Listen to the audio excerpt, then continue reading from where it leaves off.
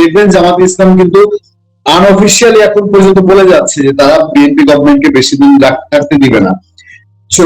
আগে বলতো 1 বছরের মধ্যে ফেলে দিবে, এখন কেউ কেউ এটা মাজহারুল ইসলামের মতো মানুষও বলছে যে অল্প কয়েকদিনের মধ্যে বিএনপি গভর্নমেন্ট পড়ে যাবে। এরকম একটা সিচুয়েশন তৈরি হচ্ছে, তারা রাজপথে আন্দোলনে চলে গেছে। আপনার কি মনে হয় যে সামনে রাজনৈতিক জটিলতা খুব দ্রুত কিছু বাড়ছে, যেখানে আওয়ামী লীগ এখন পর্যন্ত নিষিদ্ধ সংগঠন? ধন্যবাদ।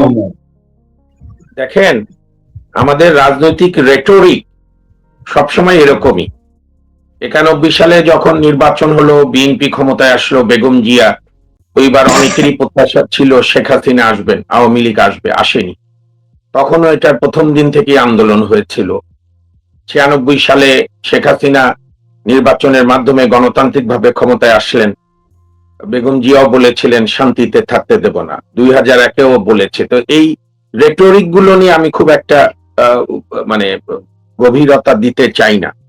বরং আমার আজকে একটা বড় বেদনা, আমি ইন্ডিয়ান বিভিন্ন প্রদেশের, আমাদের বন্ধু রাষ্ট্র ভারতের বিভিন্ন প্রদেশের নির্বাচনগুলো দেখছিলাম, পশ্চিমবঙ্গ, কেরালা, তামিলনাড়ু ইত্যাদি।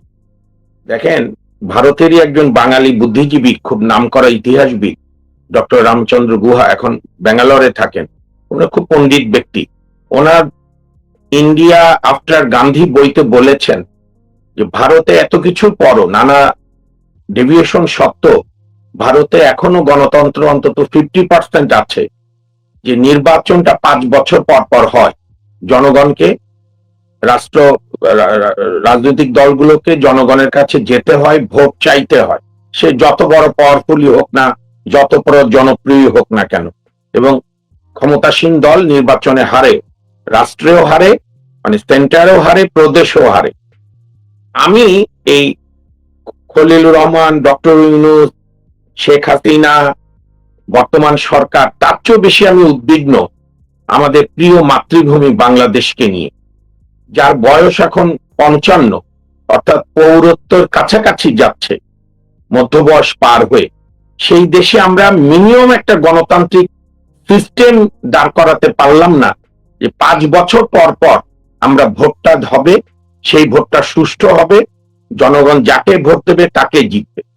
মানে আমরা যে একটা ব্যর্থ জঙ্গি ইসলামের নাম করে ধর্ম ব্যবসায়ী মৌলবাদী পাকিস্তান থেকে 30 লক্ষ শহীদের রক্তের বিনিময় এবং আমাদের ভারতের সৈন্যদের রক্ত ঝরিয়ে সোভিয়েত ইউনিয়নের অকৃত্রিম সাহায্য নিয়ে ইন্দিরা গান্ধীর মতো মহিষী নেত্রী প্রধানমন্ত্রী, তার উদ্যোগ, মানে অসাধারণ আন্তর্জাতিক উদ্যোগ নিয়ে যে দেশ স্বাধীন হলো আমাদের, 2 লাখের অধিক মা বোনের সম্ভ্রমের বিনিময়, মানুষের অবর্ণনীয় কষ্ট দুঃখ, সেই বাংলাদেশে আমরা গণতান্ত্রিক প্রতিষ্ঠানগুলো তো পরের কথা, 5 বছর পর পর একটা সরকার চেঞ্জ হবে, এটাই আমরা দাঁড় করাতে পারিনি। এখন এর জন্য কে দায়ী? ডিপ স্টেট দায়ী, নানা প্রত্যেক পলিটিক্যাল পার্টিগুলো ক্ষমতা লোভী, ক্ষমতা ছাড়তে চায় না কেউ। এগুলো নিয়ে বিশদ গবেষণা করা যেতে পারে, কিন্তু দিন শেষে ফ্যাক্ট হচ্ছে আমরা গণতান্ত্রিক হতে পারিনি। এখন আপনি যেটা আরেকটা লিখেছেন, আওয়ামী লীগে টিকে থাকা ইত্যাদি, দেখেন আওয়ামী লীগ তো আছেই। আজকে আমি দেখলাম বাংলাদেশের অনেক মিডিয়াতে যে চট্টগ্রামে একদিনে আওয়ামী লীগের যে ছাত্র সংগঠন, ছাত্রলীগ, ঐতিহ্যবাহী সংগঠন, 52 ভাষা আন্দোলনে তাদের ভূমিকা, 62 শিক্ষা, 69-এর গণভ্যুত্থান, 71-এ মুক্তিযুদ্ধ, 90-তে এরশাদ বিরোধী আন্দোলন ইত্যাদি, নানা আবার অনেক অভিযোগও আছে। কিন্তু তারা বাচ্চা ছেলেগুলো, আমি ছবি দেখছিলাম, একেবারেই 20-21 বছর বয়স, প্রান্তিক জনগোষ্ঠীর ছাত্র তারা। তো তারা 3টা মিছিল করেছে, গ্রেপ্তার হবে জেনেও, এবং কয়েকটাকে বোধহয় গ্রেপ্তারও করেছে কয়েকজন, এবং আওয়ামী লীগে তো বিভিন্ন জেলাও মিছিল করেছে। আমি আপনাকে বহুবার বলেছি, কোন রাজনীতি নিষিদ্ধ করে সেই রাজনৈতিক দলকে দমন করা যায় না। আমাদের মহান মুক্তিযুদ্ধের পরে অনুচ্ছেদ 38-এ আমরা, আমাদের সংবিধান প্রণেতারা, পাকিস্তানের ধর্মভিত্তিক রাজনৈতিক অত্যাচারের কারণে এবং একটু অসাম্প্রদায়িক 70-80 দশকের যে সমাজতন্ত্রের দিকে ধাবিত যে সারা বিশ্বের ওয়ার্ল্ড অর্ডার ছিল, এবং ভারতের সংবিধানে ধর্মনিরপেক্ষতা যুক্ত হওয়ার আগে কিন্তু আমাদের সংবিধানে যুক্ত হয়েছে 1972-এ। তো সেইখানে আপনার ধর্মভিত্তিক রাজনীতি নিষিদ্ধ করা হয়েছে, কিন্তু তার জন্য যে কালচারাল লড়াইটা দরকার ছিল 72 থেকেই, যে কেন আমরা ধর্মভিত্তিক রাজনীতি নিষিদ্ধ করলাম, কিন্তু ধর্ম অবাধে চলবে, যে যার ধর্ম পালন করবে, রাষ্ট্র সাহায্য করবে ধর্মীয় প্রতিষ্ঠানে, সেই সাংস্কৃতিক লড়াইটা আমরা আমাদের পূর্বসূরীরা করতে পারিনি। যার ফলে জামাত, ইসলামী ছাত্র শিবির, তার পূর্বে ছিল ছাত্র সংঘ, যারা আলবদর বাহিনী গঠন করেছিল বুদ্ধিজীবী হত্যা সহ নানা অপকর্মে। তো সেই ধর্মভিত্তিক রাজনীতি তো আজকে মহিরুহে পরিণত হয়েছে। আপনি দেখেন শেখ হাসিনা, ওনার প্রতি গভীর শ্রদ্ধা রেখেই বলি, কিছু জিনিসে আছে যেগুলো হয় না। আমি আওয়ামী লীগের বন্ধুদের বহুদিন বলেছি, যারা আওয়ামী লীগ করে, যে দেখেন আপনার ভোট হচ্ছে যারা বাঙালি জাতীয়তাবাদে বিশ্বাস করে, যারা ধর্ম পালন করে কিন্তু ধর্ম নিয়ে ব্যবসা করতে চায় না, ধর্মকে রাজনীতির সঙ্গে জড়াতে চায় না, যারা বামপন্থী, উদার, লিবারাল ডেমোক্রেট, তারাই আপনার ভোটার। উনি মাঝখানে এই যে আজকেও বিশাল মিটিং করেছেন মামনুল হক আমাদের এখানে সরদি উদ্যানে, উনি ওখানে কি নাম ওইটা, হেফাজত ইসলামের মধ্যে অর্ধেককে বিভক্ত করলো, কওমি জননী উপাধি নিল। নিতে গিয়ে যেটা হলো যে ঢাকা বিশ্ববিদ্যালয় এখন একটা বড়, গৌতম দা নাম জানেন কিনা, চট্টগ্রামে একটা বড় মাদ্রাসা আছে, হাটহাজারি মাদ্রাসা, ওই যে আপনার হেফাজত শফি হুজুরের। আমার কাছে তো আমার পিতা এই বিশ্ববিদ্যালয়ে পড়েছেন, হ্যাঁ আমার বোন পড়েছে, আমি পড়েছি আরেক গৌরবময় বিশ্ববিদ্যালয়, রাজশাহী বিশ্ববিদ্যালয়, যেখানকার শিক্ষক ডক্টর শামসুজ্জোহা 69-এ শহীদ হয়েছিল ছাত্রদের যাতে পাকিস্তানিরা গুলি না করতে পারে, নিজে বুক চিতিয়ে দিয়েছিলেন। তো সেই ঢাকা বিশ্ববিদ্যালয়ের overall tone and tenure, cultural, এগুলো দেখে আমার মনে হয় একটা বড় হাটহাজারি মাদ্রাসার ঢাকা ব্রাঞ্চ হয়ে গেছে ঢাকা বিশ্ববিদ্যালয়। এই যে গতকাল যে ছাত্র দলের হাতে মার খেয়েছে, যারাই মবের জন্মদাতা অন্যতম, শিবিরের 2 লোক, ঢাকা বিশ্ববিদ্যালয়ের সমাজসেবা সম্পাদক জুবায়ের আর সাহিত্য সাংস্কৃতিক সম্পাদক মোস্তাদ্দেক।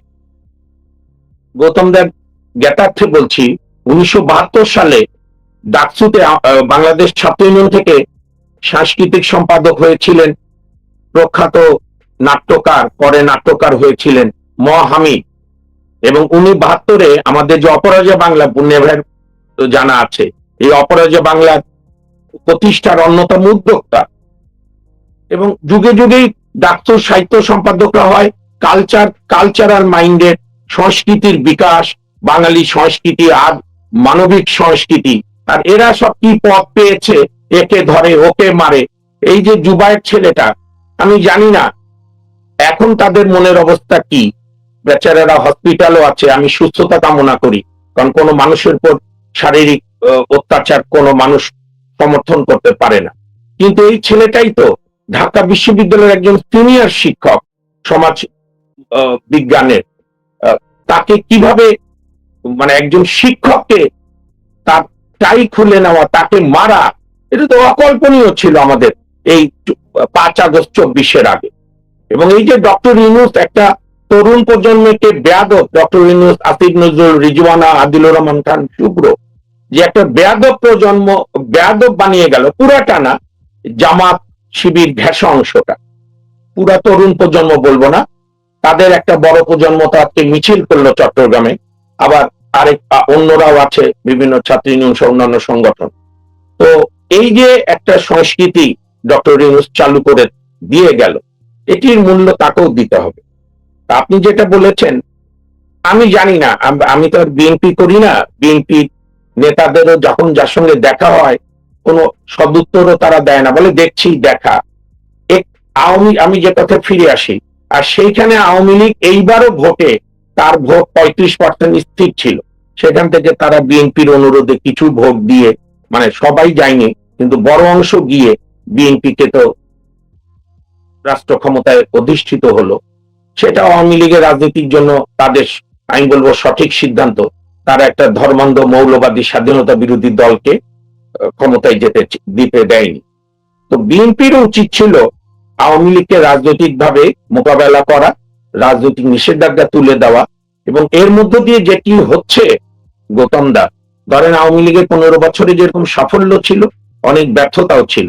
আওয়ামী লীগের নাম ভাঙিয়ে আওয়ামী লীগকে ইউজ করে বহু আপনার ওই অলিগাররা ব্যাংক লুট করেছে, রাষ্ট্রের সম্পদ লুট করেছে, পুলিশের অনেকে বাড়াবাড়ি করেছে, বা অনেক আওয়ামী লীগ নেতাদের বিরুদ্ধে অনেক ধরনের দুর্নীতির অভিযোগ আছে। সেগুলো তো সুষ্ঠু বিচারের জন্য আওয়ামী লীগকে রাজনীতি নিষেধাজ্ঞা তোলা উচিত। তাহলে নেতারা আসবে, সারেন্ডার করবে, জেলে যাবে, জামিন পাবে, বিচার হবে, সব পক্ষের সাক্ষী আসবে, সেই বিচারও গ্রহণযোগ্য হবে। ধরেন আমি যদি অন্য অর্থও বলি যে আওয়ামী লীগ রাজনীতিতে আসলে জনগণ তাকে গ্রহণ করবে না বর্জন করবে, সেটা তখন দেখা যাবে। বা এই যে এখন আইনের দোহাই দিয়ে যে আওয়ামী লীগ মিছিল করলে তাদের উপর ঝাঁপিয়ে পড়ছে পুলিশ বা অন্যরা, সেটি তো তখন হবে না। তো সেটি তো বিএনপি তো আওয়ামী লীগকে পরাজিত করেই 2001 সালে ক্ষমতা এসেছিল। জামাত নয় অন্য কথা, কিন্তু বিএনপি তো আওয়ামী লীগের সঙ্গে ফাইট করেছে। 2000 অনেকে এখন বাগাড়ম্বর করে 15 বছরের কথা বলে, আমি 15 বাদ দিলাম। 2013 থেকে তো 24 পর্যন্ত বিএনপির লোকজন তো আওয়ামী লীগের সরকারের বিরুদ্ধে নানা আন্দোলন করে, দীর্ঘ কারাবরণ করে, অনেক লোক গুম হয়েছে। আওয়ামী লীগের সঙ্গে ফাইট করে তো দেশেই ছিল বিএনপি। কারণ ফখরুল ইসলাম আলমগীরের বিরুদ্ধে 250টা মামলা দিয়েছিল আওয়ামী লীগ সরকার, বিএনপির মহাসচিব। অর্থাৎ আওয়ামী লীগ বিএনপি একটা প্রতিযোগিতায় নেমেছিল যে গতবার ক্ষমতায় যখন তোমরা ছিলা, আমার মহাসচিব বা সাধারণ সম্পাদকের বিরুদ্ধে 100 মামলা দিয়েছিলে, আমি 250 দেব। এখন আমার খুব পরিষ্কার বক্তব্য যে এই প্রতিযোগিতা যদি চলে, প্রতিশোধের প্রতিযোগিতা, তাহলে সবচেয়ে যে আক্রান্ত হবে তার নাম বাংলাদেশ। আপনি এটা আর শেষ হবে না। আপনি যদি প্রতিশোধ নেন, ওই যে মহাত্মা গান্ধী সে বিখ্যাত উক্তি গান্ধীজি, যে চোখের বদলে চোখ, মাথার বদলে মাথা, তাহলে সারা পৃথিবী একদিন পঙ্গু হয়ে যাবে, সারা পৃথিবী নিথর হয়ে যাবে। ধরেন আপনার প্রতিশোধ স্পৃহা থেকে বেরিয়ে এসে বিচার করেন আপনি আইনের মাধ্যমে, রাজনৈতিক মোকাবেলা করেন। কারণ আওয়ামী লীগের মতো এত বড় একটা রাজনৈতিক সংগঠন আপনি অ্যাকচুয়ালি আটকায় রাখতেও পারবেন না। কিন্তু প্রশ্নটা হলো, আপনি প্রতিশোধের রাজনীতির মধ্যে থাকবেন নাকি গণতান্ত্রিক রাজনীতিতে আসবেন? এইটা বিএনপির জন্য খুব জরুরি সিদ্ধান্ত। আমি মনে করি যত দ্রুত তারা এটা নেবে, তত দ্রুত তাদের সরকারের স্থায়িত্ব এবং ভবিষ্যতেও তাদের মানে রাজনৈতিক বিকাশেও একটা বিশাল ভূমিকা পালন করবে।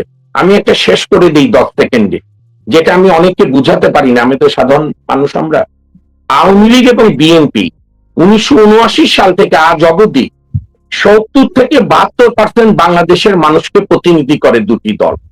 কেউ কখনো একটু বেশি পায়, কেউ কম পায়। এই দুটি দলের একটিকেও আপনি বাইরে রেখে আপনি দেশি স্থিতিশীলতা ফিরিয়ে আনতে পারবেন না। এই বোধটা যদি দুই দলেরই না হয়, তাহলে কিন্তু বড় বিপদ আমার এই মাতৃভূমির জন্য। জি জি মহোদয়, আমি আবার একটু আসবো দাদা, আপনার যদি অনুমতি পাই। আজকের অনুষ্ঠানটা একটু দীর্ঘায়িত হচ্ছে এবং আমরা ইন্টারেস্টিং কিছু আলোচনা পাচ্ছি। দাদা, আমার দুটো বিষয় আপনার কাছে আর জানার ছিল। একটা হলো, আওয়ামী লীগ নিয়ে আপনি কথা বলেছেন, যেহেতু আওয়ামী লীগের লোকজন আপনার দেশে আছে এবং অনেকের সঙ্গে আপনি খোঁজ রাখেন, আমরা জানতে চাই যে বাংলাদেশের ভেতরকার এখন যে অবস্থা। আওয়ামী লীগ এই চট্টগ্রামে মিছিল করেছে, 3টা মিছিল হয়েছে, খুব সারা দেশের তুলনায় মেজর কিছু না, সেটা বলা যেতে পারে বোধহয় মহোদয়। কিন্তু ওভারঅল আওয়ামী লীগ কি করতে চায়? সে যদি নিষিদ্ধই থাকে, তাহলে কি তাকে আন্ডারগ্রাউন্ড পলিটিক্সে যেতে হবে, নাকি সে কোনো ভিন্ন কৌশলের রাজনীতিতে থাকবে, ভিন্ন আদলে, যেটা আগে আওয়ামী লীগ সময়ে জামাত যেটা করেছে, এই টাইপের কোন পলিটিক্স এর দিকে যাবে? এইটা একটু আপনার কাছ থেকে জানার আগ্রহ। আর দ্বিতীয় হচ্ছে, যেহেতু পশ্চিমবঙ্গের নির্বাচন, বাংলাদেশের মানুষের আগ্রহ আছে, মমতা দিদি থাকছেন, বাংলাদেশ মমতা দিদিরও সমর্থক আছে, মোদিজিরও সমর্থক আছে, নাকি মোদিজির বিজেপি পশ্চিমবঙ্গ দখল করছে? আসলে পশ্চিমবঙ্গের রাজনীতি কোন দিকে গড়াচ্ছে, এই দুটো বিষয়ে একটু আপনার কাছ থেকে মতামত চাই। প্রথম কথা হচ্ছে যে ঘটনা, যেহেতু বাংলাদেশ থেকে আওয়ামী লীগের নিষেধাজ্ঞা প্রত্যাহার হচ্ছে না, ফলে সেই কারণে নিঃসন্দেহে তাদের অন্য কোনো পথ হয়তো চয়ন করতে হতে পারে, ভাবতে হতে পারে। এই অন্য পথ বলতে একটু আওয়াজটা কমে যাবে, কারণ বাইরে থেকে একটা ফোন আসছে, সেই জন্য বাংলাদেশ থেকেই ফোন আসছে। এখন আমার কাছে যেটা মনে হয়েছে যে এই মুহূর্তে একটা আন্তর্জাতিক স্তরে চাপ তৈরি করার একটা চেষ্টা রণনীতি নিয়েছে আওয়ামী লীগ, এবং সেটা তারা করতে চলেছেন। যেমন নিউ ইয়র্কে একটা প্রতিবাদ করেছেন, সমস্ত দেশের পার্মানেন্ট রিপ্রেজেন্টেটিভের কাছে তারা তাদের মেমোরেন্ডাম দিয়েছেন, এবং সেটা তারা এবার ওয়াশিংটনের স্টেট ডিপার্টমেন্টের সামনেও করতে চাইছেন, যে তাদেরকে অবহিত করা যে বাংলাদেশের যে বর্তমান যে পরিস্থিতি, আওয়ামী লীগের মতো একটা দলকে যদি নিষিদ্ধ করে রাখা হয়, সেটা কি করে আমেরিকা সমর্থন করছে আর কি। ফলে সেটা একটা চাপ তৈরি করা, কিন্তু একই সঙ্গে বাংলাদেশের মানুষের যে দুরবস্থা, যে অসম্ভব অসুবিধার মধ্যে কষ্টের মধ্যে পড়েছেন, সেইটাকে মানুষের সামনে নিয়ে আসা বিষয়টাকে, যে এই ধরনের সরকার পশ্চিম এশিয়ার সংকটের জন্য বাংলাদেশ দায়ী নয়, বিএনপিও দায়ী নয়, এটা ঘটনা। কিন্তু ঘটনা হচ্ছে যে একটাকে যে স্টেটসম্যান যারা হয় তারা কিন্তু একটা আগাম দূরদৃষ্টি সম্পন্ন নেতা হয়, তারা একটা ধরনের রিজার্ভ কিছু করে রাখার এরকম একটা প্ল্যান করতে থাকেন। আদৌ কোনো প্ল্যান আছে কি নেই জানি না। এক এক সময় তারা বলেন যে প্রচুর স্টক আছে তেলের, কোনো সময় কিন্তু আমি দেখি 3.5 কিলোমিটার 4 কিলোমিটার লম্বা লাইন হয়েছে আর কি, এমনকি দামও বাড়তে শুরু করলো আর কি। এই দাম বাড়ার অর্থ মানুষের নিত্য প্রয়োজনীয় জীবনে তার প্রভাব পড়বে। এই অবস্থায় আমি যেটা শুনেছি, সরাসরি আওয়ামী লীগের নামে যদি না করা যায়, অন্য কোনো নামে আওয়ামী লীগের লোকেরাই যারা রয়েছেন, দেশে তো 4 কোটি রয়েছে মানুষ যারা আওয়ামী লীগের সমর্থক, ফলে তারা অন্য কোনো ভাবে একটা নামার প্রস্তুতি হয়তো করছেন বা করতে পারেন, করবেন মানুষের সাথে থাকার জন্য আর কি। এটাই আপাতত রণনীতি। আর বাকিটা তো এখন দেখা যাক। যদি আমার তো মনে হয় বরাবরই বরাত শুরু থেকেই বলছিলাম, তারেক রহমান সরকারের স্থিতিশীলতা তখনই এখানে একটা সময় আওয়ামী লীগের মধ্যেও কিছু নেতা ছিলেন যারা বিএনপি কে গ্রাহ্য করতেন, বলতেন যে না, বিএনপি কে কোনো স্থান দেওয়া যাবে। এখন দেখছি তারেক রহমান সরকারের এমন কেউ কেউ আছেন যারা তাকে কি ক্ষমতায় আসার পর প্রত্যেকের ধারণা হয় তিনি চিরস্থায়ী, তিনি চিরকাল থাকবেন। আসলে চিরকাল যে কেউ সমান নাহি যায়, বা আমাদের এখানে একটা গান আছে খুব তত জনপ্রিয়, আজকে মনে হচ্ছে উনি চিরস্থায়ী, কিন্তু চিরস্থায়ী বলে কিছু হয় না। যেটা চিরস্থায়ী সেটা হলো পরিবর্তন, পরিবর্তনটাই চিরস্থায়ী। ফলে সেইটা ভেবে প্রকৃত রাজনৈতিক দূরদৃষ্টি নিয়ে যদি একটা সেই ধরনের কোনো চিন্তা ভাবনা করেন, আমি কোনোটাই বলছি না যে আওয়ামী লীগের কোনো দোষ ত্রুটি ইত্যাদি সেগুলোকে সব ক্ষমা করে দিন বা কিছু করে দিন, তা বলছি না। কিন্তু এর সঙ্গে সঙ্গে যেগুলো অযথা, এই সরকারের কাছে আমাদের একটা আরেকটা বড় আশা ছিল, যেটা খুব হতাশ হয়েছে, সেটা হচ্ছে যেসব আমাদের সাংবাদিক বন্ধুরা যারা এতকাল কারাবাস করছেন, যাদেরকে খুনের মামলা দিয়ে রাখা হয়েছে, অনেকে অসুস্থ। কয়েকদিন আগে দেখলাম আপনাদের সম্পাদক মালিক গোষ্ঠীদের একটা প্রতিনিধি দল দেখা করেছিলেন প্রধানমন্ত্রী তারেক রহমানের সঙ্গে। তিনি বলেছিলেন তিনি সেটা বিচার বিবেচনা করছেন, দেখবেন যাদের সত্যিকারের কেউ যদি আজকে যারা যে বিএনপি সমর্থক সাংবাদিক যদি বলে, তাহলে ভবিষ্যতে কি তাদের একইভাবে জেলে পড়া উচিত? জেলে ধরো তো প্রতিবাদ করুন। ফলে সেইটা বিচার তাদের যদি কোনো অভিযোগ থাকে, অভিযোগটা বিচার হোক। কিন্তু সভ্য দেশের নিয়ম হলো জামিন, রাজনৈতিক নেতাই হোক আর সাংবাদিকই। যেগুলো অসভ্য দেশ, যেগুলো ফ্যাসিস্ট দেশ, যে ফ্যাসিবাদের বিরুদ্ধে তারা লড়ছিলেন, নিজেদের ধীরে ধীরে একটা ফ্যাসিবাদী রাষ্ট্র তৈরি করছেন, যে জামিন দেবো। এইটা যদি আপনি তার অপরাধ যদি প্রমাণ না করতে পারেন, তাহলে তাকে জামিন দিতে হবে। একটা দীর্ঘ নিয়ম অনুসারে একটা কোন নিয়মও যদি না মানে, তাহলে সেটা তো আইনের শাসন নয়, সেটাই তো ফ্যাসিবাদী শাসন।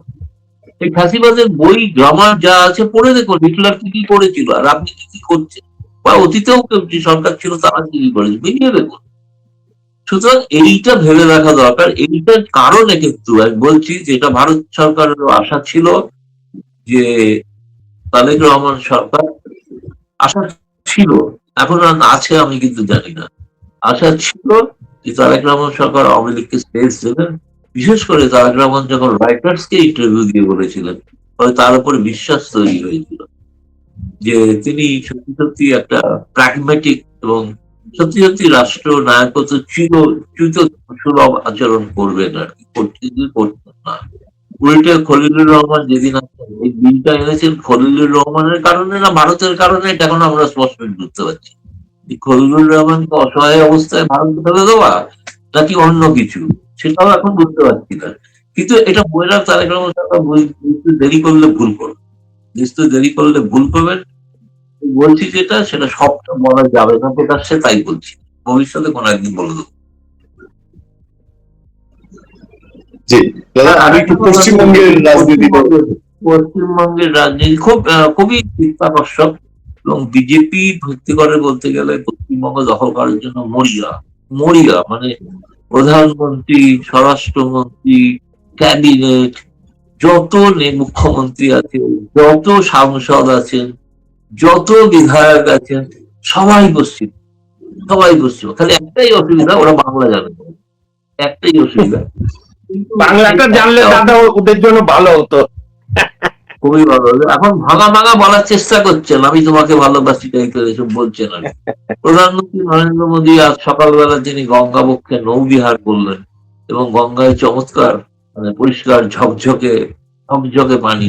দিল্লির সেটা নিয়ে তৃণমূল কংগ্রেস ব্যঙ্গ করেছে যে যমুনায় একবার এরকম করে দেখান, যমুনাটা নোংরা, সেখানে পদূষণের নোংরা।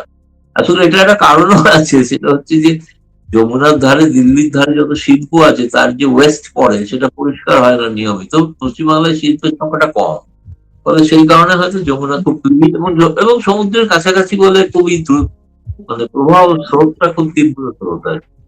যাই হোক, সেই নৌকা চড়ে ঘুরে বেরিয়েছেন, দেখলেন সমারোহ, দেখলেন বেলুড় মঠে গেলেন, স্বামী বিবেকানন্দের ওখানে যিনি পুজো দিলেন। অমিত শাহ তো লাগাতার করেই আছেন, তিনি তো আমরা তো বুঝতেও পারছি না তিনি পশ্চিমবঙ্গের স্বরাষ্ট্রমন্ত্রী না দিল্লির স্বরাষ্ট্রমন্ত্রী। সেই যে এসছেন আর এখনো যান, মানে পশ্চিমবঙ্গ মানে ব্যাপারটা হিন্দিতে বলে যে লেখেন ধরে ছাড়বো না, এরকম একটা ব্যাপার। তো এখন কথা হচ্ছে যে ভোটটা অত্যাধিক বেশি পড়েছে, সে কারণে অনেকের ইন্টেনশন যে এই ভোট বেশি হওয়া মানে প্রতিষ্ঠান বিরোধী ভোট, মানে ধরুন 92% বেশি ভোট করে, যে ভোট 90%। এখন এই 90% ভোটটাকে অনেকে মনে করছেন পশ্চিমবঙ্গের সম্প্রতি একটা, পশ্চিমবঙ্গ না ভারতের দেশ জুড়ে একটা সংশোধনের কাজে বহু ভোটার বাদ গেছে, তার ফলে একটা ক্ষোভ আছে। আর তুলতে হবে, যারা বাদ গেছেন তাদের ভবিষ্যৎ কি জানি না, এখনো ঠিক না। আসাম যে কিনা এইসব কারণে মানুষের মধ্যে ক্ষোভ আছে। আমি এখন ঠিক ভবিষ্যৎবাণী প্রথমে ভেবেছিলাম যে অনেকটা নিশ্চিত মমতা বন্দ্যোপাধ্যায়ের পক্ষে, তো আমার হচ্ছে বিজেপি যেভাবে, প্রধানমন্ত্রী স্বয়ং যেভাবে ময়দানে নেমেছেন, তাতে লড়াইটা হাড্ডা। এবং আরেকটা কেস বাকি আছে, 152টা সিটের প্রতিদ্বন্দ্বিতা হয়ে গিয়েছে। সেই 152টা সিট যেখানে, সেখানে বিজেপির ক্ষমতা তুলনামূলকভাবে বেশি। তারা গতবার 59টি আসন পেয়েছিলেন, এবার সেটা চেষ্টা করবেন বাড়াতে। কিন্তু দক্ষিণবঙ্গ যেখানে 142 আরো বাকি থাকবে, সেখানে তৃণমূল কংগ্রেসের শক্তি বেশি, ফলে সেখান থেকে খুব বেশি আসন বিজেপি নাও পেতে পারে। ফলে একটা সাধারণভাবে সকলেরই অনুমান যে মমতা বন্দ্যোপাধ্যায়, ইট ইজ ইলেকশনে অ্যাডভান্টেজ মমতা বন্দ্যোপাধ্যায়। কিন্তু বিজেপি, মানে আমি বলছি তো, প্রধানমন্ত্রী বিশ্বের, ভারতের সমস্যা, পশ্চিম এশিয়ার সংকটের সমস্যা সব ভুলে কলকাতায় পড়ে আছেন দেশ দখল করার জন্য পশ্চিমবঙ্গ। ফলে এটা নিঃসন্দেহে একটা তাৎপর্যবর্তী। আগামী দিনের ভোটটা হলে শেষ কথা বলা যাবে, এখনো শেষ কথা বলার সময় হয়নি। ধন্যবাদ। পূর্ণিমা সাহেব। থ্যাংক ইউ দাদা, অনেক অনেক ধন্যবাদ। আমি মামুন ভাইয়ের মাধ্যমে একটু ছোট্ট একটা বিষয় নিয়ে এখন আপনাকে বলতে পারবো না, এর একটা ইস্যু, রাজনীতি। আওয়ামী লীগের সোর্স ফোন করছিলেন, আওয়ামী লীগের সোর্স তিনি খবর দিয়েছিলেন, যাই হোক নাম বলছি না, তার নামটা বলা ঠিক না, কারণ ওটা নাম বলাটা আমার অনুচিত হয়েছিল এখন। ফলে এটা খুব বিব্রত, অন্য কেউ ফোন করে তাকে ধরে আমার নাম করে আমি কিছু বলেছি, একটু অপ্রস্তুতি করে খবরের সোর্স কখনো প্রকাশ করতে দেবে। সেই জন্য খলিলুর রহমান কিভাবে গুরুত্বপূর্ণ হচ্ছেন এই খবরের যে সোর্স, সেটা আমি পরিষ্কার এখন আর বলছি না, পরে একদিন বলে দেবো প্রকাশ। ঠিক আছে দাদা। মামুন ভাই, আপনার মাধ্যমে ছোট্ট একটা জিনিস নিয়ে, আমাদের দেশে গুপ্ত রাজনীতি খুব আলোচিত ইস্যু গত দুদিন ধরে। কেউ কেউ বলছেন যে ভিন্ন কোনো ইস্যুকে ঢাকার জন্য এটা কি সামনে এসছে কিনা, কারণ বিএনপি এবং জামাত তো অনেক কিছু সমঝোতায় করছে। আপনার কি মনে হয়? আপনার এই মতামতের মধ্যে দিয়ে আজকে অনুষ্ঠান ইতি টানতে চাই। মামুন সৈয়দ মামুন মাহবুব। জি, আমি অবশ্যই বলবো খুবই সংক্ষেপে, কিন্তু যেটি আমাদের বিশিষ্ট সাংবাদিক দিল্লি প্রেস ক্লাবের সাবেক সভাপতি শ্রদ্ধেয় গৌতম লাহিড়ী উপস্থাপন করেছেন, এটি একটু আমি আইনজীবী হিসেবে না বললে সঠিক হবে না। আমি গৌতম দার সঙ্গে একদম একমত। এই ইন্ডিয়া পাকিস্তান ভারতের জুরিসপ্রুডেন্স এই রায় আছে যে bail is rule, jail is exception, অর্থাৎ জামিন হচ্ছে নরমাল, জেলে যাওয়া হচ্ছে রেয়ার। তো আমরা বাংলাদেশে এটা সত্যি শেখ হাসিনার আমল, তার আগে বিএনপির আমল থেকে শুরু হয়েছে 2001 থেকে, মূলত যে কোনো বিরোধী মতকে জেলে পড়ো, জেলে ভরো, জামিন দিও না, হাইকোর্ট জামিন দিলে আপিল বিভাগে গিয়ে স্টে নাও, দিনে বছরের পর বছর জেলে রাখো। এটি যেরকম বিএনপিও 2001 থেকে 6 পরিমাণ বাড়িয়ে দিয়েছিল জামিনের বিরুদ্ধে, আপিল বিভাগ থেকে স্টে নেওয়া। আওয়ামী লীগ সরকারের সময় একজন অ্যাটর্নি জেনারেল ছিল, মারা গেছে, মাহবুব আলম, আরেকজন এম আমিনুদ্দিন সাহেব, উনি বেঁচে আছেন। এরা এটাকে প্রাতিষ্ঠানিক রূপ দিয়েছে। এখন প্রশ্ন হলো 5 আগস্টে গৌতম দা, আপনি নিশ্চয়ই জানেন আমাদের এই বাংলাদেশে, যেহেতু আপনি যদি সাংবাদিকই নন, আপনি একজন ইতিহাস নিয়ে গবেষণা করেন, আমাদের এই উপমহাদেশে কোনোদিন কিন্তু কোন আন্দোলনে মন্ত্রীর বাড়ি ঘেরাও হয়েছে, এর আগে চটি পাটকেল মেরেছে, কিন্তু বিচারাঙ্গন বা বিচারপতিদের বাড়ি এই বাংলাদেশে, আমি জানি ভারতেও হয়নি, বাংলাদেশে কোনোদিন, ধরেন আমাদের হাইকোর্টের সামনে পাশেই ঢাকা বিশ্ববিদ্যালয়, 2006 আওয়ামী লীগ সফল আন্দোলনই করেছিল যে প্রধান বিচারপতিদের বয়স 2 বছর বাড়ালো কেন, যার ফলে সাবেক প্রধান বিচারপতি, সাবেক বিএনপি নেতা বিচারপতি কে এম হাসানকে খালেদা জিয়া চিফ অ্যাডভাইজার বানাতে চেয়েছিল। সেখান থেকে তো এই আন্দোলন, তারপরে তো মঈনুদ্দিন ফখরুদ্দিনরা আসলেন। তো তখনও আদালত রিলেটেড আন্দোলন, কিন্তু আমাদের আদালতের পাশ দিয়ে গেছে, কেউ একটা ভ্রুক্ষেপ পর্যন্ত করেনি। কিন্তু এইবার 5 আগস্টে বিজয় আন্দোলনের প্রথম প্রহরে প্রধান বিচারপতির বাড়ি আক্রান্ত হলো হেয়ার রোডে, প্রধান বিচারপতির পাশে কাকরাইলে, যে আপনার প্রধান বিচারপতি বাড়ি বোধহয় কাকরাইলের মোড়ে, হ্যাঁ যাই হোক, তো হাইকোর্টের বিচারপতি মহোদয়দের যে বাড়ি, বিচারপতি ভবন, সেখানে 3 তলা পর্যন্ত হামলা হলো। পরে গিয়ে সবাই রক্ষা করলো। আমি প্রায় বলি, এই জন্য অনেক বিচারপতিরা মাইন্ড করে, আমি বলি আপনারা একটা বারও ভেবে দেখেছেন আপনাদের উপর মানুষের রাগ কেন? কারণ কন্টিনিউয়াস অবিচার হয়েছে। আওয়ামী লীগ সরকারের সঙ্গে দ্বিমত বলে কোন রাজনৈতিক লোক জেলে গেলে জেল থেকে ছাড়া পেত না। এখন আসেন যে সাংবাদিকদের কথা বলছে, প্রায় 50-এর অধিক, আমার জানা মতো 100-এর অধিক বোধহয় সাংবাদিক জেলে আছে, ও এডিটর বিভিন্ন। তাদের কি অপরাধ? তাদের তো কোনো ফৌজদারি অপরাধ নাই। তাদের যদি গৌতম দা আপনি অপরাধ বলেন, আমি একটা নৈতিক অপরাধ মনে করি। গৌতম দা দেখেছেন কিনা কখনো, পূর্ণিয়া ভাই একদিন দেখান, শেখ হাসিনা 3-4 বছর, শেষে 3-4 বছর বিদেশ থেকে ফিরলে প্রেস কনফারেন্স করতো। গৌতম দা, আপনিও ভারতের প্রধানমন্ত্রী প্রেস কনফারেন্স সব বিভিন্ন প্রেস কনফারেন্স আপনি কভার করেন, আপনার দীর্ঘ অভিজ্ঞতা। প্রেস কনফারেন্সে কি সাংবাদিক জিজ্ঞেস করবে যে মাননীয় প্রধানমন্ত্রী, আপনাকে নোবেল পুরস্কার পাওয়া উচিত, নাকি প্রশ্ন করবে আপনি যে কোরিয়া গেলেন সেখানে আমাদের দেশে কি প্রশ্ন হলো? পূর্ণিয়া ভাই আপনি বলেন, লাস্ট 4-5 বছরে শেখ হাসিনার আমলে প্রেস কনফারেন্স গুলো দেখলে কোন সুস্থ লোক সুস্থ থাকতে পারত না, এবং এগুলোরই উপকার ছিল যে এখন যেগুলো জেলে আছে। তো সেগুলোর জন্য তো আপনি জেল দিতে পারেন না, তাহলে তো আপনাকে নতুন আইন বানাতে হবে। কিন্তু ফৌজদারি মামলায়, হত্যা মামলা দিয়ে তাকে জেলে রাখবেন।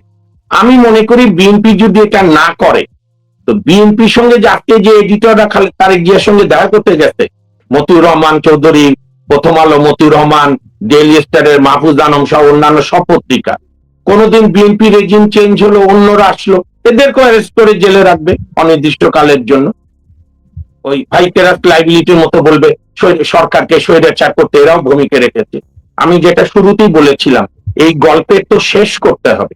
ওই যে রাহুল সাংস্কৃতায়নের একটা বিখ্যাত বই ছিল না, যে গল্পের শেষ নেই, এই গল্পের কি শেষ করতে হবে না? কাউকে না কাউকে তো একটা জায়গায় বাক মাস্ট স্টপ। আপনি বিচার করেন, আপনি কোন সাংবাদিকদের বিরুদ্ধে যদি দুর্নীতির অভিযোগ থাকে, আপনি প্রচলিত আইনে বিচার করেন। গৌতম দাকে বলি, আজ পর্যন্ত 95% এই 5 আগস্ট রিলেটেড কোনো মামলার চার্জশিট হয়নি। তা আপনি বিনা বিচারে 2 বছরের বেশি নাগরিককে জেলে রাখবেন? আমি আর 1 মিনিটে বলি, ফ্যাসিবাদের সংজ্ঞা কি, যেটা ফ্যাসিস্টদের সংজ্ঞা ওই যে বামপন্থী বুদ্ধিজীবী, নামটা ভুলে গেছি, গ্রোমকপ না কি নাম, উনি দিয়েছিল পরে আমেরিকার ফ্যাসিবাদ মিউজিয়ামের 7টা সিম্বল, ওই যেটা পশ্চিমবঙ্গের নদিয়ার এমপি, কবি সংগ্রামী মানুষ, আপনার তৃণমূলের এমপি যিনি ভদ্র মহিলা, উনি যে 19 সালে গিয়ে মহা মৈত্র, যেটা আমাদের তো ইনরিট করে, যে মহিলা মৈত্র, সেটা হচ্ছে বিচার বিভাগ অবনত থাকবে, সাংবাদিকদের স্বাধীনতা থাকবে না, বিরোধী মত সহ্য হবে না, আর একটা শত্রু থাকবে, কাল্পনিক শত্রু। তা আপনি তো সেগুলো থেকে বের হতে পারছেন না, নিজেরও এক্সামিন করেন না। আপনি আওয়ামী লীগ কোন লোক করে রাস্তায় দেখলে আপনি তাকে মারছেন কেন? পুলিশ আছে, আপনি কেন পুলিশের ভূমিকা পালন করছেন, যেটা 18 মাস করেছে, নিষিদ্ধ করেছে? আওয়ামী লীগ দলগতভাবে সিদ্ধান্ত নিয়েছিল যে আমরা এখানে গুলি করব? সরকার করেছে। স্নাইপার নিয়ে কত বিতর্ক, ওর নাম কি, ব্রিগেডিয়ার সাকওয়াত বলেছে, এখন তো নর্থ ইস্ট পত্রিকায় সাংবাদিক এনায়েত কবির বিভিন্ন রিপোর্ট দিয়েছে। আমার কথা, আপনি তো তদন্তই হলো না কারা দায়ী।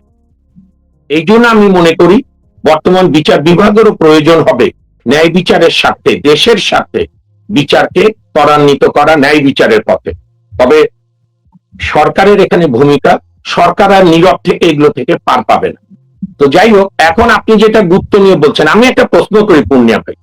রিজওয়ানা হাসান সাবেক উপদেষ্টা, বোধহয় ইলেকশনের পরপরই ইন্টারভিউতে বলল যে অনেক চেষ্টা হয়েছিল, কিন্তু আমরা মৌলবাদী, ইসলামিক মৌলবাদী জঙ্গিদের আমরা মেইন স্ট্রিম হতে দেনি। একটি দলের নামও বলেনি। জামাত ওই রাত থেকে বললো আমাদেরকে জোর করে, তো জামাত কি নিজেকে এক্সট্রিম মৌলবাদী মনে করে? তাহলে আমার খুব সাধারণ প্রশ্ন, রিজওয়ানা হাসান তো কোনো দলের নাম বলেনি, রিজওয়ানা বলেছে আমরা মেইন স্ট্রিম হতে দেইনি। সে দিয়েছে না দিয়েছে পরের তর্ক, জামাত কেন স্বেচ্ছায় নিল? এখন এখানে যে গুপ্ত, কেউ তো বলেনি শিবির গুপ্ত, গুপ্ত লিখলে আপনার গায়ে লাগে কেন? আসলে শিবির গুপ্ত ইচ্ছে, শিবির ছাত্রলীগের মধ্যে আশ্রয় নিয়ে ছাত্রলীগকে মিসগাইড করে। এবং এখানেও গৌতম দা, আপনার সঙ্গে যদি কখনো কথা হয়, আপনি আমার মতো একজন সাধারণ নাগরিকের একটা প্রশ্ন আওয়ামী লীগ নেতাদের করবেন, কারণ এখন তো একটু সময় পেয়েছে তারা নিজেরও নিজেদের আত্ম অনুভূতি গুলো হোক। যে শিবির চিনতে পারে না, তাদের কিন্তু নিজস্ব কিছু পোশাক আছে, নিজস্ব অবয়ব আছে, তাদের কিছু টোন অ্যান্ড টেনর আছে, ল্যাঙ্গুয়েজ শুনলে গৌতম দা আপনাকে আমি বলে দিতে পারি। তো ছাত্রলীগের নেতারা বুঝলো না, বা ওবায়দুল কাদের ছাত্রলীগকে দেখাশোনা করতো, তারা এগুলো বুঝলো না। এটাও তো একটা বিশাল ব্যর্থতা তাদের। এবং 15 বছরে এত বড় একটা রাজনৈতিক দলকে সরকারি কর্মকর্তার গোয়েন্দা নির্ভরে পরিণত যে হলো, এটিও তো তাদের এখন আত্ম উপলব্ধি আনা উচিত অন্যান্য লড়াইয়ের পাশাপাশি। কাজে আমি মনে করি এটি সরকার বা জামাত বিএনপি কিভাবে কি করছে আমি জানি না, তবে এটা ঠিক যে ইতিহাস খুব নির্মম। আপনার যেভাবে মানুষের উপর অত্যাচার করবে সে তার প্রতিদানটা পায়। আমার দাদি বলতেন যে আগে আল্লাহ দেরি করে দিত প্রতিদান, এখন আল্লাহ তাড়াতাড়ি দেয়। তো শিবিরের যে কালকে 2 ছেলে আহত হয়েছে, আল্লাহ তাড়াতাড়ি তাদের প্রতিদান দিয়েছে। তারা সারা বিশ্ববিদ্যালয় ঢাকায় মব করে বেড়াতো, এখন বুঝুক মবের রেজাল্ট কি। আমি চাচ্ছি না, আমি কোনো মব ঘৃণা করি, কিন্তু এই উপলব্ধিগুলো থাকতে হবে। আবার যদি সবসময় প্রতিশোধ স্পৃহা থাকে, তাহলে বাংলাদেশ এগোবে না। আমরা তো, আমাদের অনেক লোক তো প্রতিনিয়ত ভারতের ওই যে ভারতের বিরোধিতা করে। আমার রিজভী ভাইকে খুব জানার ইচ্ছা, রিজভী ভাই যে তার ওয়াইফের শাড়ি ফেলে দিয়েছিল, এখন যে পাইপলাইনে ডিজেল আসছে, উনি এই ডিজেল কি করবে? এই জন্যই বলছি অন্যরা করে করুক, রিজভী। এটা আপনাকে থামিয়ে একটা কথা বলতে পারি, সরি, এটা হচ্ছে যে গত 18 এপ্রিল থেকে 21 এপ্রিল দিল্লির হাই কমিশনে টাঙ্গাইল এবং পাবনার শাড়ির প্রদর্শনী হয়েছে, এবং এটা ব্যাপক সাফল্য। তাতে এখানকার একটা প্রথম শ্রেণীর বাংলা দৈনিক, তার যে ইংরেজি দৈনিক, তার বাংলা অনলাইন এডিশন, তারা হেডলাইন করেছিল যে আমরা শাড়ি পরাই না, আমরা শাড়ি শিল্পীকে মর্যাদা দিই। শাড়ি যে পরায় সে আসলে নারী বিরোধী। এবং এটাই তো আমরা যে প্র্যাকটিস করি, আমার ইন্ডিয়ান সুপ্রিম কোর্টের ডিসিশন লাগবে, ইভেন কি পাকিস্তান সুপ্রিম কোর্টের লাগে, কারণ আমরা কমন ল হেরিটেজ এনজয় করি। আমি বলছি কেন, রুহুল কবির রিজভী তো আর ওই ছোট জঙ্গি দলের নেতা না, বিএনপির মতো একটা বড় দলের নেতা। আপনি যেটা অসম্ভব জিনিস, অবাস্তব জিনিস, সেটা করবেন কেন? আমি শেষ করে দেই, আমি আবারও অনুরোধ করব বিএনপি সরকারকে যে 2 মাস পার হয়ে গেছে, আপনারা এবার কিছু ডেমোক্রেটিক জাতীয় স্বার্থে সিদ্ধান্ত নেন অনেকগুলো বিষয়, আর গণতন্ত্রের স্বার্থে ইভেন আওয়ামী লীগের যারা দোষী তাদের ন্যায় বিচার করার জন্য আপনার আওয়ামী লীগের নিষেধাজ্ঞা তুলে দিতে হবে। কারণ কি পুনিয়া ভাই, এখন আওয়ামী লীগের নিষেধাজ্ঞা না তুললে গৌতম দা এরা তো কেউ কোর্টে আসবে না, অ্যাপিয়ার করবে না, বিচার হবে একতরফা, ওই বিচার প্রশ্নবিদ্ধ হবে। আমি জানি না বিএনপি কে কারা কি বুঝাচ্ছে, তবে গণতন্ত্রের স্বার্থে ইভেন বিএনপির সরকারের স্বার্থে আওয়ামী লীগকে রাজনৈতিক নিষেধাজ্ঞা তুলে দিতে হবে। আর আমি একটা বলে শেষ করি, যেহেতু গৌতম দা ইতিহাস লিখবে নানা বিষয়, আমি একজন একটা ছোট্ট অনুদান দিই, ছোট্ট একটা উপাদান দিই। গৌতম দা, বঙ্গবন্ধু সরকার হয়তো ওই সময় হয়েছিল কিনা জানি না, প্রয়োজন 1974 সালে একটা আইন পাশ করেছিল, স্পেশাল পাওয়ার্স অ্যাক্ট, যেটায় বিনা বিচারে ডিটেনশনে রাখা যেত মানুষকে বন্দি। এবং বঙ্গবন্ধু তো নির্মম হত্যার শিকার হলেন 15ই আগস্ট সমগ্র পরিবার সহ। তারপরে শেখ হাসিনা ভোটের মাধ্যমে ক্ষমতা আসলো 96 সালে, তার আগ পর্যন্ত দীর্ঘ 84, 94, 22 বছর, 21 বছর এই স্পেশাল পাওয়ার্স অ্যাক্টে সবচেয়ে ভিকটিম হয়েছে আওয়ামী লীগের নেতা, কর্মী, সমর্থক, প্রগতিশীল, শুভানুধ্যায়ী। কিন্তু ইতিহাস থেকে আমরা শিক্ষা নেই। এই সন্ত্রাস দমন আইন 2009, যেটা দিয়ে ইউনূস সংশোধন করে নিষিদ্ধ করলো, বিএনপি আইনে পরিণত করলো, এটির কোনো গৌতম দা প্রয়োজনই ছিল না। আমাদের প্রচলিত আইন অনেক যথেষ্ট। কারাই সেই উর্বর বুদ্ধি দিয়ে আওয়ামী লীগকে সন্ত্রাস দমন আইন বানালো, এবং যেটা খুবই অগণতান্ত্রিক ধারা ছিল 18, যে সরকার প্রয়োজন মনে করলে, বিচার বিভাগের বিচার না করে সরকার প্রয়োজন মনে করলে যে কোনো ব্যক্তি বা সত্তাকে নিষিদ্ধ করে দেবে। পুনিয়া ভাই কথা পছন্দ হলো না ওবায়দুল কাদেরের, নিষিদ্ধ করতে, বা এখনকার মহাসচিবের পছন্দ হলো না পুনিয়া ভিউকে নিষিদ্ধ করে দেবে। এই আইন আওয়ামী লীগের মতো বঙ্গবন্ধুর হাতে গড়া মৌলানা ভাসানী, তাজউদ্দিন আহমেদের দল, সেই দলের কাছ থেকে আশা করা, মানে এই আইন বানানো খুবই দুঃখে। আমি শেষ করে দেই, আমাদের গণতন্ত্রের মানসপুত্র যাকে আমরা বলতাম, আপনার শহর কলকাতারও যিনি বোধহয় মেয়রও ছিলেন, পরে মুখ্যমন্ত্রীও ছিল অবিভক্ত বাংলার, কবি ও আপনাদের অঞ্চলেরই, আপনাদের এলাকারই মানুষ, পরে আমাদের এখানে এসেছিলেন, বঙ্গবন্ধুর রাজনৈতিক গুরু হোসেন শহীদ সোহরাওয়ার্দী বলেছিল, যে নেতা 15-20 বছর পরে কি হবে যা বলতে পারে না, বুঝতে পারে না, তার নেতৃত্ব দেওয়ার অধিকার নাই। আমাদের দুর্ভাগ্য, আমরা দূরদর্শীবিহীন নেতৃবৃন্দের আন্ডারেই ছিলাম, আছি, জানি না কবে থেকে পরিত্রাণ পাবো। খলিলুর রহমানকে নিয়ে বিএনপির খুব কমপ্লেন ছিল, বিএনপি ডক্টর ইউনূসকে বিচার দিয়েছিল, তাকে যেন সরিয়ে দেওয়া হয় উপদেষ্টা পরিষদ থেকে, বিদেশি মানুষ, কিন্তু সেই বিএনপি তাকে পররাষ্ট্রমন্ত্রী করেছে। আপনার দিক থেকে, আপনারা যারা বাংলাদেশের খোঁজ খবর রাখেন, কতটা সিগনিফিকেন্ট? আমরা হেডলাইন করেছি খলিলুর রহমান কি ভবিষ্যৎ ডক্টর ইউনূস হতে যাচ্ছেন কিনা, আর পরের অংশটা আমি আবার পরে যাব আপনার কাছে। খলিলুর রহমান কি ভবিষ্যৎ ডক্টর ইউনূস হতে যাচ্ছেন কিনা, গৌতম লাহিড়ী আপনার বিশ্লেষণ জানতে চাই। না, নিঃসন্দেহে আপাতত ভাবে নির্বাচনের পর বাংলাদেশের রাজনীতিতে একটা নিস্তরঙ্গ, মানে স্বাভাবিক প্রক্রিয়া এগুলো লক্ষ্য করছিলাম। পুরোটাই ওলটপালট করে দিয়েছে পশ্চিম এশিয়ার যুদ্ধ। মানুষের সাধারণ জীবনের উপর যা প্রভাব পড়ছে, মানুষ ধীরে ধীরে অসন্তুষ্ট হয়ে উঠছেন, জ্বালানি সংকট মেটাতে পারছেন না বর্তমান সরকার। তবে খুব স্বাভাবিক মানুষের একটা ক্ষোভ তৈরি হবে এবং তৈরি হচ্ছে।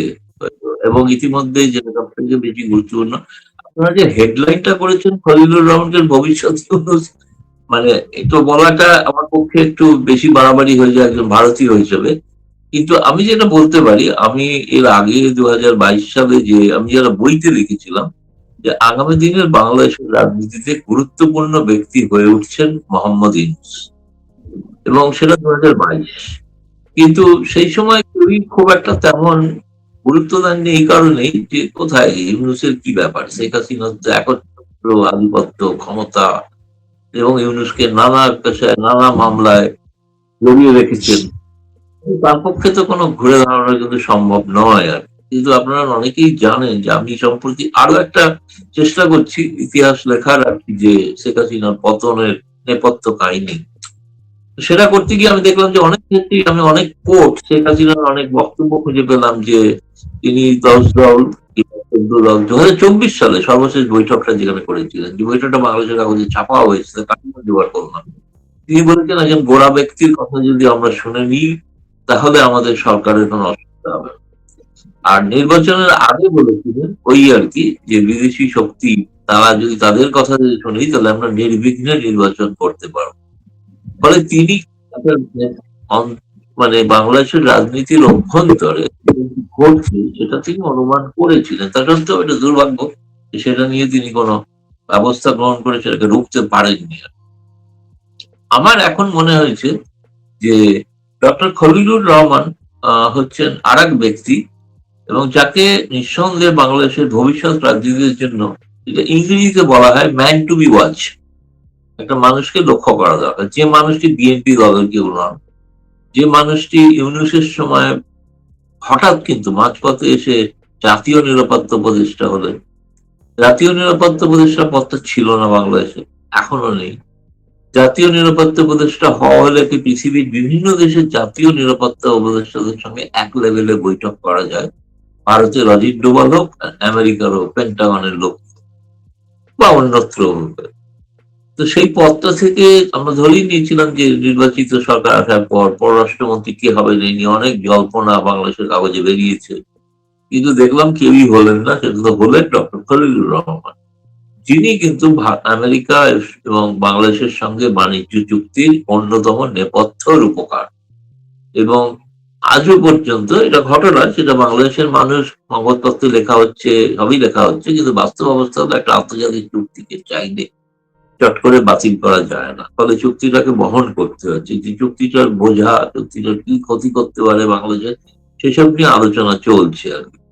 কিন্তু লক্ষ্য করবেন যে ডক্টর খলিলুর রহমান, তিনি এর আগে প্রথম যে মোদির সঙ্গে যে বৈঠকটা ডক্টর ইউনূসের হয়েছিল, তিনি ছিলেন নেপথ্য কারিগর। এবং তিনি বিমস্টেক যেখানে আমাদের সকলে, এমনকি আমাদেরও ধারণা ছিল যে বৈঠকটা হবে না, কিন্তু শেষ পর্যন্ত ওই জাতীয় নিরাপত্তা উপদেষ্টা অজিত ডোভালের মারফত তিনি গোটা ব্যাপারটাকে একটা দুজনকে টেবিলে আনতে পেরেছিলেন। এক্ষেত্রে খলিলুর রহমানের একটা বড় ভূমিকা ছিল। বৈঠকটার নির্যাস যাই হোক সেটা পরের কথা, কিন্তু খলিলুর রহমান সেই সময় যে কাজটা করেছিলেন, এবারও তিনি যখন ভারতে এলেন, ভারতে আসার আগে কিন্তু তিনি ওয়াশিংটনে ছিলেন, এবং ওয়াশিংটন থেকে তিনি ঢাকায় এলেন, এবং ঢাকা থেকে তারপরে ভারতে এলেন। ভারতে আসার পর তিনি কিন্তু দুটো বৈঠক যে দুটো বৈঠক প্রতিনিধি দল নিয়ে হয়েছে, কিন্তু দুটি বৈঠক একান্তে হয়েছে। একটি বৈঠক হয়েছে অজিত ডোভালের সঙ্গে একান্তে, আর একটি বৈঠক হয়েছে পররাষ্ট্রমন্ত্রী জয়শঙ্করের সঙ্গে একান্তে।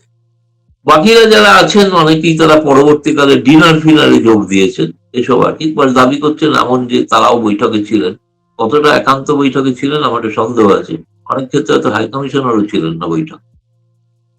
এর আগেও যে বৈঠক করেছিলেন তিনি নির্বাচনের আগে, সেই নির্বাচনের আগের বৈঠকেতে তিনি কিন্তু যখন এসেছিলেন তখন কিন্তু সেখানেও কিন্তু তিনি একান্ত বৈঠক করেছিলেন। ফলে আমাদের একটা ধারণা ছিল যে খলিলুর রহমান বাংলাদেশের রাজনীতির ক্ষেত্রে একটা গুরুত্বপূর্ণ ভূমিকা পালন করতে চলেছেন।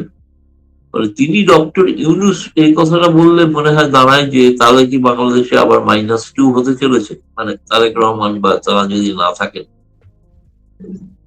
সেক্ষেত্রে তাহলে কি আবার একটা -2 আক্ষরিক অর্থে। এবং সত্যি কথা বলতে গেলে ডক্টর খলিলুর রহমানের সাথে ভারতের এস্টাবলিশমেন্টে বেশ একটা রসায়ন তৈরি হয়ে গিয়েছে। আমরা আশা করেছিলাম যে তারেক রহমান থাকাকালীন হয়তো সেই রসায়নটা আরো দৃঢ় হবে। তার সমস্ত রকম পদক্ষেপ, উদ্যোগ কিন্তু ভারত থেকে নেওয়া ছিল, কিন্তু সবটা কেন জানি না বিফলতা লক্ষ্য করা যাচ্ছে আর কি, মানে বাংলাদেশ বর্তমান সরকারের থেকে।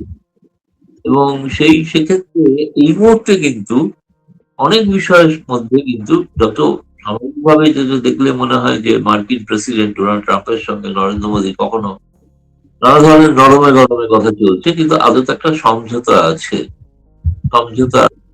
সমঝোতার কারণে মনে হয় সেক্ষেত্রে বাংলাদেশের কারণেও সমঝোতাটা হতে পারে। অর্থাৎ আমি বলতে চাইছি ভারত, আমেরিকা এবং এক্ষেত্রে বাংলাদেশ সরকার বলবো না, এবং খলিলুর রহমান, তাদের একটা সমঝোতা বা একটা বোঝাপড়া, একে অপরকে বোঝা, এটা খুব সহজে বোঝা যাচ্ছে আর কি।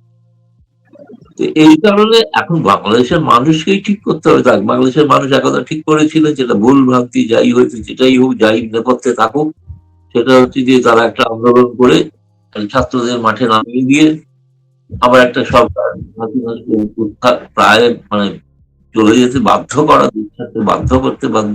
তারপরে একটা সরকার এলো 18 মাসের পর। তারপরেও নির্বাচন হলো, নির্বাচন নিয়ে সংশয় ছিল, হওয়ার পরে তারেক রহমানের সরকার এলো।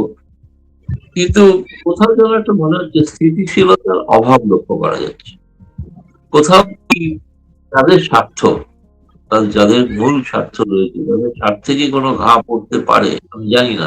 তো আমি ওই হেডলাইনটাকে এখনই বলাটা বলতে গেলে আর কি খুবই মানে স্পর্শকাতর এবং বিস্ফোরক হয়ে যেতে পারে আর কি।